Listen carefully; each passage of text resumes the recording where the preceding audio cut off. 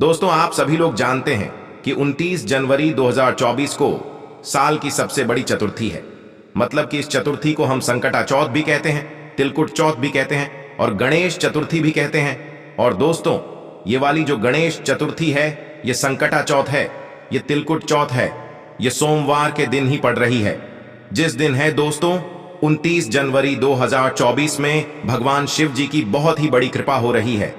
ये बात आप सभी लोग जरूर जानते होंगे, क्योंकि इस बार की जो सबसे बड़ी चतुर्थी है संकट चौथ या तिलकुट चौथ, वह भी सोमवार के दिन ही पड़ रही है। इसका मतलब है कि इस दिन आप भगवान को प्रसन्न करने के लिए जो भी उपाय करेंगे उसका फल आपको डबल ही मिलेगा, क्योंकि आप दो विशेष दिनों पर एक ही दिन वह जो है उपाय करने वाले हैं।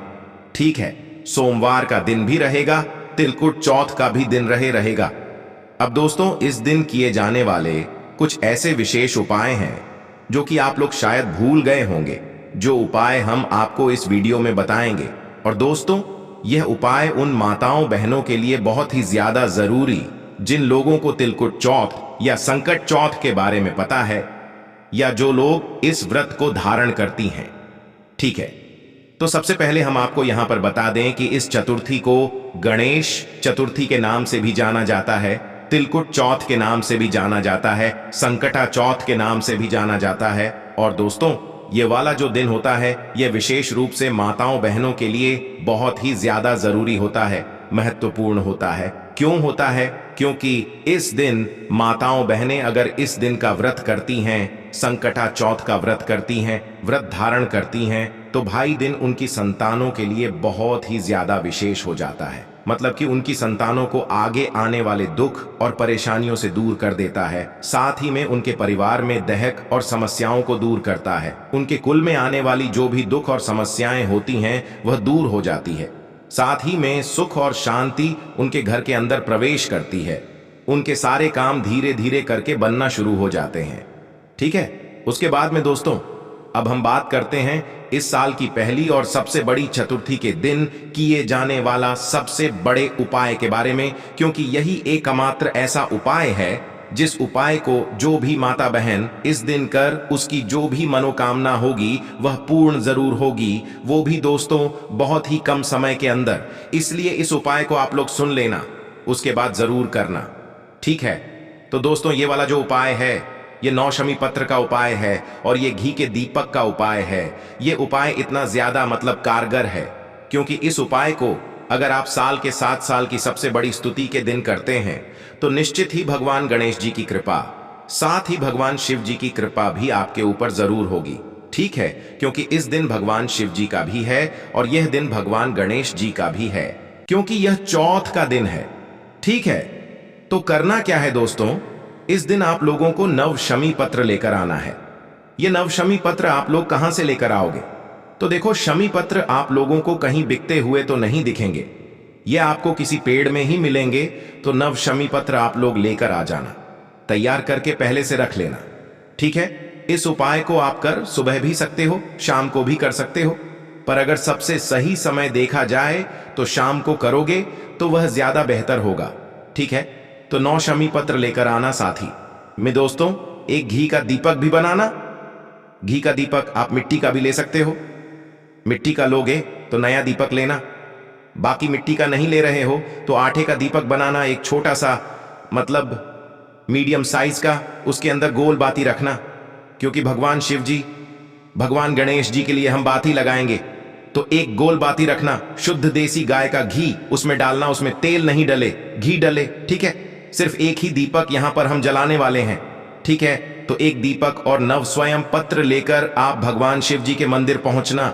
सर्वोत्तम जो समय है उपाय करने का वह शाम का समय है, क्योंकि दीपक शाम के समय ही जलाया जाता है या रात्रि समय जलाया जाता है। बाकी आपका मन सुबह करने को है तो सुबह भी कर सकते हो। ठीक है, तो करना क्या है, भगवान शिव जी के मंदिर पहुंचना है, सारी चीजें लेकर पहुंचना है, अपने साथ अपनी माचिस लेकर जाना है, दीपक को जलाकर नहीं लेकर जाना है, वहीं पर जाकर जलाना है। ठीक है, तो भगवान शिव जी के मंदिर में जैसे ही पहुंचते हो तो शिव जी के मंदिर में पहुंचकर आप लोगों को सीधा भगवान शिव जी के शिवलिंग के पास में जाना है। सबसे पहले उनके दर्शन करना है। दर्शन करने के बाद दोस्तों आपको अपने 9 शम पत्र निकाल लेना है। ठीक है, 9 शमी पत्र निकालने से पहले आप लोगों को हम एक बात बता दें कि शिव जी के शिवलिंग के ऊपर एक गणेश जी का स्थान आप लोगों को शायद पता होगा, और अगर नहीं पता है तो हम आपको बता देते हैं, क्योंकि पहला काम हमें यहीं पर है ना। तो गणेश जी का जो स्थान होता है शिवलिंग के ऊपर, वह होता है जो जलाधारी होती है। भगवान शिव जी की जलाधारी का जो राइट हैंड साइड होता है, मतलब शिवलिंग जिस तरफ है, शिवलिंग जिस तरफ से आपको दिखती है वैसे ही आप खड़े होकर देखना, और उस समय आपका जो राइट हैंड साइड हो वही भगवान शिव जी का राइट हैंड साइड होगा।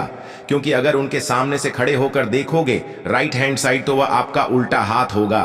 तो इसलिए भगवान शिव जी का राइट हैंड साइड देखना, उस राइट हैंड साइड की होगी, वह होता है गणेश जी का स्थान। ठीक है, उस गणेश जी वाले स्थान पर आपको क्या करना है, अपने इन 9 शम पत्रों में से 5 शम पत्र निकालना है। कितने निकालना है? 5 शम पत्र निकालना है।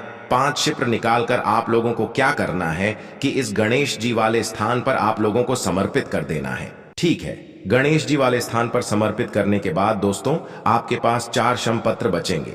5 आपको गणेश जी वाले स्थान पर समर्पित करना है। खिला हुआ भाग या जो पत्ती वाला भाग है वह शिवलिंग की तरफ कर देना है।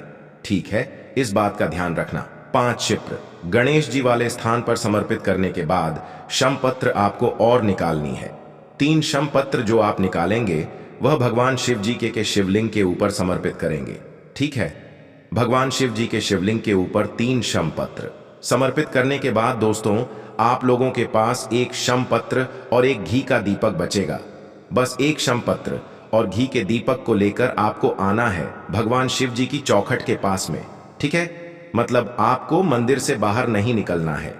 जो भगवान शिव जी का मंदिर है, मंदिर का प्रांगण है, प्रांगण में अंदर आने की चौखट होगी भगवान शिव जी के मंदिर की, तो बस उसी चौखट पर अंदर ही रहना है, बाहर नहीं जाना। बात का ध्यान रखना, अंदर ही रहते हुए आप मतलब अंदर खड़े रहना और बाहर की तरफ देखना, मंदिर के मतलब प्रांगण के बाहर की तरफ देखना, और आप देखना कि आपको उल्टा हाथ कौन सा है। ठीक है, उस उल्टे हाथ की चौखट पर सबसे पहले आपको क्या करना है, वहां बैठना है, अंदर की साइड ही बैठना है, बाहर जाकर मत बैठना। ठीक है, अंदर की साइड ही बैठना है, और जो आपका उल्टा हाथ पड़े अंदर से बाहर देखने पर, साथ ही में दोस्तों आपके पास जो आखिरी एक बचा हुआ शम पत्र है, उस शम पत्र को आप भगवान शिव जी की चौखट पर जब समर्पित करेंगे, रखेंगे वहां पर नीचे, तो भगवान गणेश जी का मोर ध्वज या मयूर ध्वज दोनों में से कोई एक नाम देख लेना, मूर ध्वज या मयूर ध्वज, गणेश जी का नाम लेते हुए उस श्रम पत्र को वहां पर समर्पित करना, रख देना। साथ ही में जो दीपक है, उस दीपक अब आप लोग जलाने के बाद उसी शमी पत्र के साइड में आंखें बंद करके भगवान गणेश जी का नाम लेते हुए, भगवान शिव जी का नाम लेते हुए अपनी जो भी मनोकामना हो, अपने कुल की, अपने परिवार की, अपने बच्चों के लिए, वह अपनी मनोकामना उस दीपक को रखते समय भूल देना। जैसे ही आपका दीपक रखा जाए तो भगवान के पास जाना, भगवान से विनती करना और उनको धूप देकर अपने घर वापस आ जाना।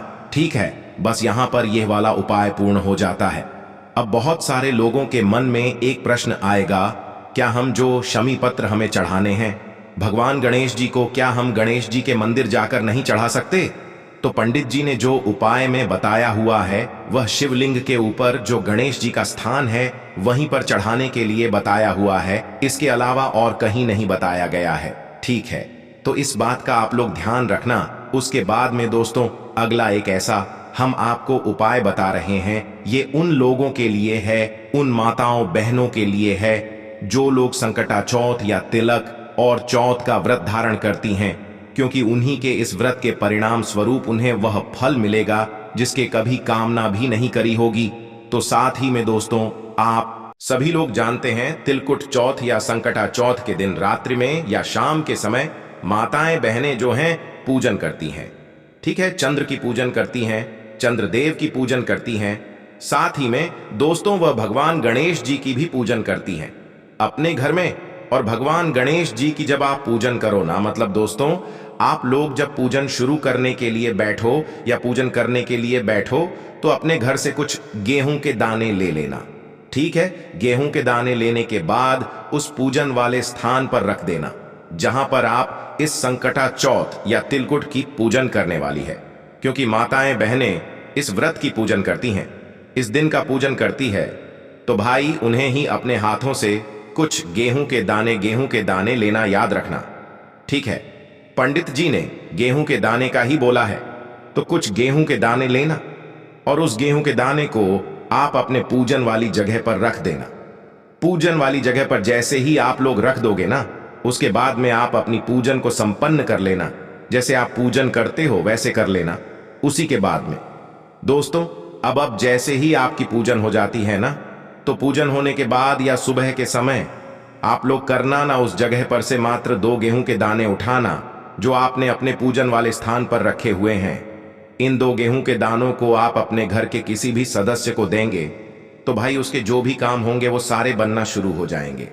या अगर आपके घर परिवार में कोई ऐसा सदस्य जो कि हमेशा अपने कोई भी काम करता है, तो भाई वो उसके सफल नहीं हो पाते।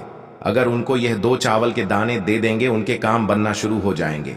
साथ ही में इस बात का ध्यान रखना, इन चावल के दानों को, जिस चावल के दानों को रखते समय आपने अपने पूरे शंकर चौथ, तिलक चौथ की पूजन करी है, इन 2 चावल के दानों को आप अपने घर के किसी बाहर सदस्य को मत देना। ठीक है, अपने घर का परिवार का जो व्यक्ति हो उसी को दे सकते हो। आप चाहे अपने बच्चों को दे सकते हो ताकि वह अपने कामों में सफल हो, चाहे इंटरव्यू में सफल हो जाए, परीक्षाओं में सफल हो जाए। इन 2 गेहूं के दाने सिर्फ आप अपने घर के परिवार के सदस्यों को ही दे सकते हो, बाहर के लोगों को नहीं दे सकते। इस बात का आप लोग ध्यान रखना। ठीक है, तो यहां पर यह बहुत ही बड़ा और विशेष उपाय है, आप लोग इस बात का जरूर ध्यान रखना। अब दोस्तों, हम लोग बात करते हैं इस तिलकुट चौथ और संकट चौथ के दिन किए जाने वाला एक सबसे बड़े उपाय के बारे में, मेन, जिससे कि आप भगवान से जो भी अपनी मनोकामना बोलेंगे वह आपकी मनोकामना जरूर पूर्ण होगी, वो भी बहुत ही जल्दी। अब दोस्तों, ये वाला जो उपाय है ना, ये है दोस्तों 108 चावल के दाने वाला उपाय। ये 108 चावल के दाने वाला उपाय दोस्तों इतना ज्यादा बड़ा है। सोमवार का दिन है, भगवान गणेश जी का तिलकुट चौथ का दिन है, तो भाई आप लोगों को यह वाला उपाय तो इस दिन जरूर करना चाहिए। अब उपाय कैसे करोगे वो आप लोग ध्यान से सुन लो। ठीक है, इस उपाय इस दिन करने का आपको डबल फल मिलेगा, क्योंकि ऐसे आप सोमवार को करते हो तो आपको फल मिलता ही है, पर तिलकुट चौथ और संकटा चौथ जिस दिन सोमवार ही पड़ रहा है, इस दिन अगर आपको ये वाला उपाय कर लोगे इस बार के सोमवार को, तो भाई आप लोगों को इसका डबल फल मिलेगा। इस उपाय को करने के लिए मात्र आपको 108 चावल के दाने अपने घर से लेकर जाने होते हैं, अपने घर के रसोई घर से, वो भी प्रातःकाल सुबह सुबह। आप इसके साथ में 1 लोटा जल वगैरह जो भी लेकर जाना चाहे वह लेकर जा सकते हैं। ठीक है, शिव जी के मंदिर जैसे ही पहुंचते हो तो मंदिर में पहुंचकर पहले आप अपनी पूजन अर्चना कर लिया करो। ठीक है, पूजन अर्चना जैसे ही आप लोगों की हो जाती है, भगवान से आप निवेदन आशीर्वाद ले लेते हो।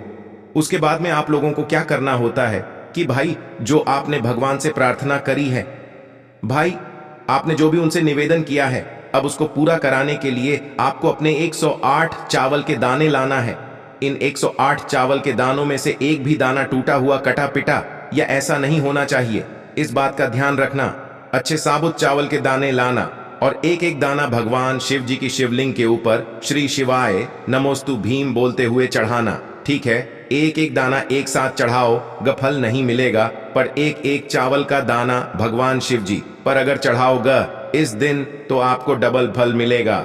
ठीक है, शिव जी पर चढ़ाना, श्री शिवाय नमस्तु भीम बोलना, हर दाने को चढ़ाते समय श्री शिवाय नमस्ते बोलना। बस आखिरी वाला जो दाना आ जाए, 1007 दाने चावल के दाने चढ़ा दिए, तो आखिरी वाला जो 108 चावल का दाना है, उस समय भी आप श्री शिवाय नमस्ते बोलना, भगवान से अपनी मनोकामना बोलना आंखें बंद करके, और इस आखिरी वाले चावल के दाने को समर्पित कर देना। बस आखिरी वाला जो चावल का दाना है, इस समय आप अपनी मनोकामना भूलकर भगवान शिव जी पर इसे समर्पित कर देना। 100 जो भी माताएं बहनें, जो भी व्यक्ति, जो भी बच्चे अगर सोमवार के दिन और विशेष रूप से 29 जनवरी का जो दिन है तिलकुट चौथ और संकटा चौथ, और जिस दिन सोमवार भी पड़ रहा है, इस दिन अगर कर लेंगे, उनको जो भी चीज चाहिए होगी, जो भी मनोकामना होगी, जो भी दुख और परेशानी हो, वह बहुत ही कम समय के अंदर पूर्ण जरूर हो जाएगी। क्योंकि जब कोई विशेष दिन पर कोई एक और अच्छा त्योहार पड़ता है तो भाई उसका हमें फल भी डबल मिलता है, जैसा कि इस बार पढ़ रहा है। 29 जनवरी को सोमवार का दिन भी है, साथ ही भगवान गणेश जी का गणेश चतुर्थी भी है, तिलकुट चौथ भी है, संकटा चौथ भी है। इन नामों से जाना जाता है। ठीक है, यह चौथ का दिन है, तो भाई आप इस उपाय को इस दिन भी जरूर करिएगा।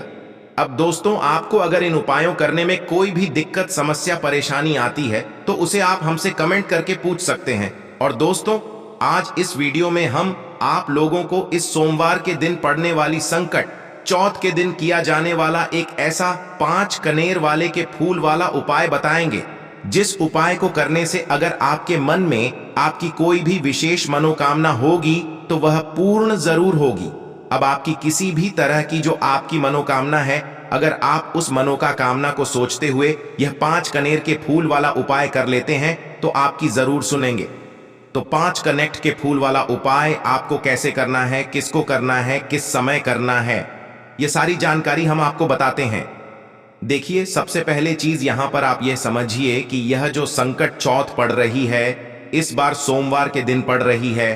और यह जो संकट चौथ होती, यह साल की सबसे बड़ी चौथ या चतुर्थियों में से एक होती है, और साल की सबसे बड़ी चतुर्थी या चौथ सोमवार के दिन ही पड़ रही है।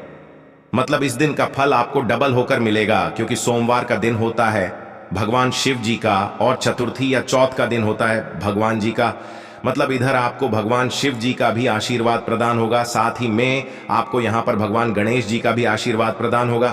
तो दोस्तों, अब इस दिन पर हमें ऐसा कौन सा उपाय करें जिस उपाय को करने से हम मनोकामना बहुत जल्दी पूर्ण हो जाए, क्योंकि हम कर ही इस उपाय को ऐसे विशेष दिन पर रहे। तो दोस्तों, इस 5 कनेर के फूल वाले उपाय में आपको यह बात तो साफ साफ समझ आ रही होगी कि इस उपाय में हमें 5 कनेर के फूलों की आवश्यकता होगी। अब यह 5 कनेर के फूल हमें मिलेंगे कहां पर? तो सीधी सी बात दोस्तों, ये फूल बिकने तो आते नहीं हैं। ये 5 कनेर के फूल आप लोगों को अपने घर के आसपास जो भी कनेर का पेड़ लगा हुआ होगा, पौधा लगा हुआ होगा, वृक्ष लगा हुआ होगा, यह वहां पर जाना है और ये कनेर के फूल तोड़कर लेकर आना है। विशेष रूप से दोस्तों, 5 एक ऐसा नंबर होता है जो कि मतलब एक अलग ही महत्व रखता है, इसलिए आपको 5 कनेर के फूल उस पेड़ से तोड़कर लाने हैं। ये आपको कहीं बिकते हुए नजर नहीं आएंगे, है ना? तो 5 कनेर के फूल तोड़कर आपको अपने घर पर लेकर आ जाना है। अब इस उपाय को किस मानव को करना है? जिस मानव अपनी किसी भी तरह की कोई भी मनोकामना भगवान शिव जी से पूर्ण करवानी हो, वह मानव इस उपाय को कर सकता है। ठीक है, तो अपने साथ में आप 5 कनेर के फूल सुबह के समय रख लीजिएगा। ठीक है, उस मतलब आपकी कोशिश यही होनी चाहिए कि आप 5 कनेर के फूल वाला उपाय 29 जनवरी दिन सोमवार को कर ले, मतलब सुबह के समय कर ले। अगर किसी कारणवश आप ना जा पाएं सुबह के समय मंदिर इस उपाय को करने के लिए, तो फिर उस जगह पर आप शाम के समय भी यह वाला उपाय कर सकते हैं। आप सुबह के समय आपको क्या करना है कि 5 कन्हैया के फूल पहले से लेकर करके रख लेना है। इसके साथ ही दोस्तों, जो भी आपकी पूजन सामग्री है, एक लोटा जल शिव जी पर चढ़ाने के लिए चंदन वगैरह फूल, बेलपत्र जो चढ़ाना हो वह आप अलग से रख कर लेकर जाएं। पर उपाय की जो 5 कनेर के फूल हैं वह अलग से आपको लेकर जाना है। ठीक है, तो आपको करना क्या है? आपको काल सुबह सुबह भगवान शिव जी के मंदिर पहुंचना है। भगवान शिव जी के मंदिर पहुंचकर सबसे पहले आप भगवान शिव जी के लिए जो भी पूजन अर्चना करना चाहते हो, शिव जी पर जो भी चीजें चढ़ाना चाहते हो, वह पहले चढ़ा दीजिए। जैसे कि आप जल लेकर आए हैं तो पहले भगवान शिव जी जल चढ़ा दीजिए। जल चढ़ाने के बाद बेलपत्र, फूल वगैरह जो चीजें हो वह सारी चीजें आप भगवान शिव जी पर चढ़ा दीजिए और अपनी पूजन अर्चना को पूरा कर लीजिए। ठीक है, जैसे ही आपकी पूजा पूरी हो जाए उसके बाद में अपने वह 5 कनेर के फूल आप लोग निकाल लेना। ठीक है, 5 कनेर के फूल का उपाय करने से पहले आप भगवान शिव जी पर चंदन जरूर लगा देना। चंदन का त्रिपुंड बना देना या चंदन का एक टीका वगैरह कुछ जरूर लगा देना। ठीक है, उसके बाद में आप लोगों को अब क्या करना है कि यह जो 5 कनेर के फूल है ना, इन 5 कनेर के फूलों को आपको 5 अलग जगहों पर समर्पित करना है। ठीक है, अब वह 5 अलग अलग जगह कौन सी हैं वह हम आपको बताते हैं दोस्तों। यह एक बहुत ही बड़ा और विशेष उपाय है जो कि सोमवार के दिन किया जाता है। और जब सोमवार के दिन ही चौथ पड़ जाए, सकट चौथ पड़ जाए, तो भाई इससे अच्छी बात और क्या हो सकती है। तो 5 कनीर के फूल आप लोगों को लेना है और 5 कणिक के फूलों में से सबसे पहला फूल अब आपको निकाल लेना है। 5 और अलग अलग जगहों पर हम चढ़ाएंगे इसे। तो सबसे पहला वाला जो कनेर का फूल है, ये आपको भगवान गणेश जी वाला एक स्थान होता है। कहां पर होता है कि भगवान शिव जी की शिव ही होता है। अब देखो उपाय को करने का कितना बढ़िया फल है कि यह जो पहले नंबर का फूल चढ़ेगा ये भगवान गणेश जी के लिए चढ़ाए। और आज मतलब इस दिन कौन सा दिन रहेगा, 29 जनवरी को सकट चौथ का, तिलकुट चौथ का, जो कि भगवान गणेश जी का ही दिन होता है।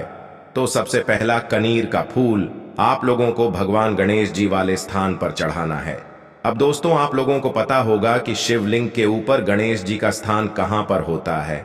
यह बात आप लोग मतलब हमेशा ध्यान रखा करो कि जो शिवलिंग होती है, शिवलिंग की जलाधारी होती है, और जलाधारी का जो राइट हैंड साइड होता है मतलब जलाधारी का सीधा होता है ना, जो सीधे हाथ तरफ आप लोगों को उस तरफ जो है मतलब पहला कनेर का फूल समर्पित करना है, जो कि भगवान गणेश जी का स्थान होता है। शिवलिंग के ऊपर ही करना है, भगवान गणेश जी की मूर्ति को नहीं करना है ना। तो पहला कनेर का फूल भगवान शिव जी के शिवलिंग के जो मतलब गणेश जी का स्थान है वहां पर पहला फूल समर्पित कर देना है और खिला हुआ भाग शिवलिंग की तरफ करके रखना है। इस बात का ध्यान रखना है, ठीक है। तो 5 में से एक फूल जो कनेर का है वह आप लोगों ने गणेश जी वाले स्थान पर समर्पित कर दिया। अब दोस्तों दूसरे फूल की बात करें तो दूसरा नेर का फूल आप लोगों को समर्पित करना है कार्तिकेय जी वाले स्थान पर। अब दोस्तों गणेश स्थान राइट हैंड साइड पर होता है, वही कार्तिकेय जी वाला स्थान जो होता है वह होता है लेफ्ट हैंड साइड।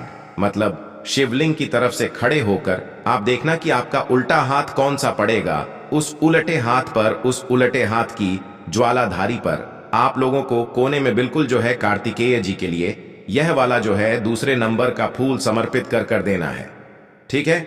और खिला हुआ भाग शिवलिंग की तरफ ही होना चाहिए। उसके बाद में दोस्तों तीसरा फूल है।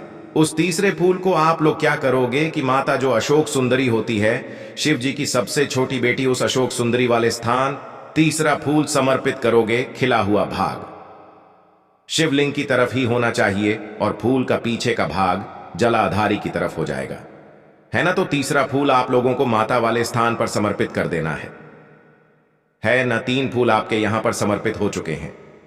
अब बचे हैं आपके पास 2 कनीर के फूल।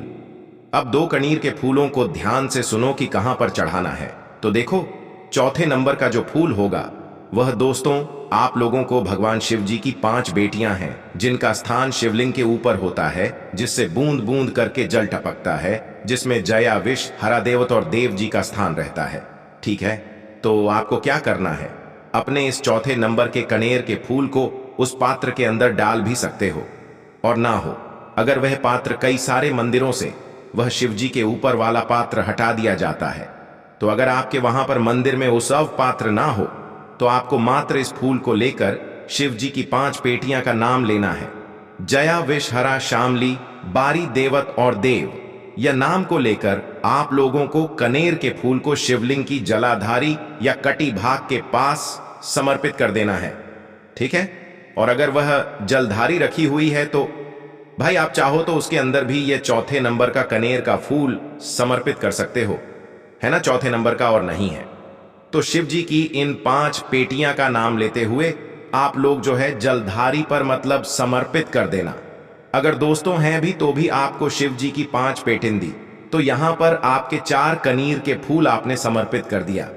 अब दोस्तों जो 5वें नंबर का और आखिरी वाला जो कनीर का फूल है यह आप समझ ही गए होंगे आपको कहां पर समर्पित करना है। यह आपको भगवान शिव के शिवलिंग के ऊपर समर्पित करना है। जो शिवलिंग होगी बिल्कुल शिवलिंग के ऊपर समर्पित करना है।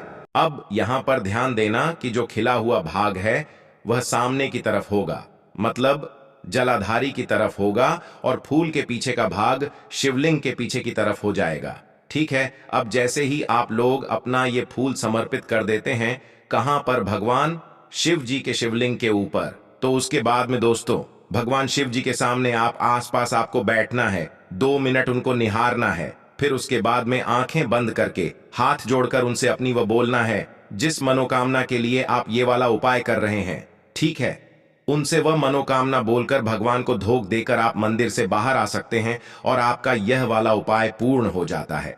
ठीक है, उसी के साथ में ये तो बात उन लोगों के लिए हो गई जो कि सुबह इस उपाय को करने वाले हैं। अगर किसी कारणवश आप सुबह इस उपाय को ना कर पाओ तो भाई शाम के समय अगर इस उपाय को कर रहे हो तो भाई उस जगह पर आप लोगों को क्या करना है वह भी ध्यान से सुनो।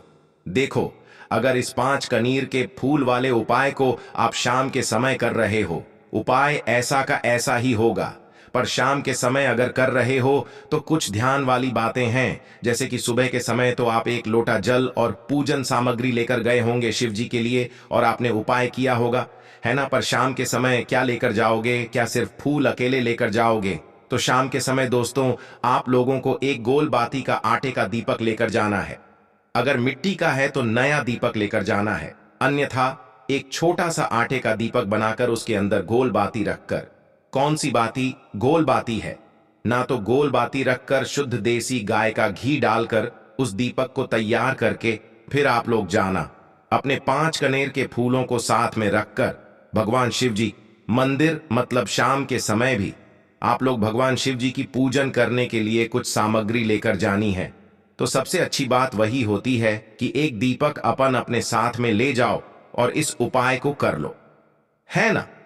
तो आप अपने साथ में एक दीपक लेकर जाइए। अगर प्रदोष काल में शाम के समय जा रहे हैं और शिव जी के मंदिर पहुंच जाएगा, शिव जी के मंदिर पहुंचकर आप लोगों को मात्र क्या करना है कि शिव जी की जो शिवलिंग होगी, शिवलिंग के पास में अपना यह दीपक आप चाहे तो आरती उतार के भी रख सकते हैं और बिना आरती उतारे भी रख सकते हैं। तो जैसे ही आप लोग अपना यह दीपक भगवान शिव जी के शिवलिंग के पास में रख देते हैं, दीपक घर से तैयार करके लाना है, पर जलाकर नहीं लाना है, जलाना आपको मंदिर में आकर ही है ना। तो जैसे ही आप लोग यह अपना दीपक जला देते हैं, दीपक जलाकर भगवान के सामने या आसपास रख दीजिए। उसके बाद में दोस्तों आप लोगों को क्या करना है कि आपके जो 5 कन्हैया के फूल आप उपाय को करने के लिए लेकर आए हैं, फिर वैसे के वैसे ही आप लोग उपाय के जरिए करिए, जो कि अभी हमने आपको समझाया। पहला फूल आप लोग कहां पर चढ़ाओगे? भगवान गणेश जी वाले स्थान पर। दूसरा फूल आप कहां पर चढ़ाओगे? कार्तिक जी वाले स्थान पर। तीसरा फूल आप कहां पर चढ़ाओ? अशोक चंद्र जी वाले स्थान पर फूल आप कहां पर चढ़ाओगे? भगवान शिव जी की 5 लिए या जो शिवलिंग का कट्टी भाग होता है, जहां पर जलाधारी के ऊपर शिवलिंग रखा हुआ होता है, उस भाग पर अपना चौथा फूल समर्पित कर दोगे, ठीक है। और 5वां और आखिरी जो फूल समर्पित करोगे उस समय भगवान शिव जी की शिवलिंग के ऊपर पर समर्पित करोगे। उसका खिला हुआ भाग सामने की तरफ होना चाहिए, जलाधारी की तरफ होना चाहिए। तो बस यहां पर यह वाला उपाय पूर्ण हो जाता है। अब इस उपाय को करते समय दोस्तों इस बात का ध्यान रखना, अगर माताएं बहनें इस उपाय को करेंगी तो और अच्छी बात है, और अगर कोई बड़े इस उपाय को करें तो ही मतलब आप लोगों को सही फल मिलेगा। बच्चे इस उपाय को थोड़ा ना करें, क्योंकि उनको इस उपाय को करने में थोड़ी दिक्कतें आ सकती, जैसे कि उन्हें भगवान गणेश जी या कार्तिकी जी या अशोक सुंदरी का स्थान नहीं पता होगा, या शिव जी की 5 पीढ़ियों का नाम लेने में उन्हें दिक्कत हो। हाँ, अगर आप अपने बच्चों से यह वाला उपाय करा सकते हैं तो बिल्कुल करा सकते हैं, पर अगर बड़े इस उपाय को करेंगे तो वही इस उपाय को समझ पाएंगे। बच्चे को इस उपाय को करने में दिक्कत, समस्या, परेशानी हो सकती है, इसीलिए बड़े ही इस उपाय को करें और पूरे मन से करें। और आप अपनी जिस भी मनोकामना के साथ में यह वाला उपाय करेंगे, आपकी वह कुछ ही दिनों में या बहुत ही जल्दी कभी ना कभी पूर्ण जरूर हो जाएगी। आप करके जरूर देखिएगा दोस्तों। बाकी इस उपाय को करने में, इस 5 कनेर के फूल वाले उपाय को करने में या शाम के समय अगर कर रहे हैं तो एक दीपक और 5 कनेर के फूल वाले उपाय को करने में कोई भी दिक्कत, समस्या या परेशानी आपको आती है तो सीधा आप हमसे कमेंट करके पूछ सकते हैं। ओम नमः शिवाय।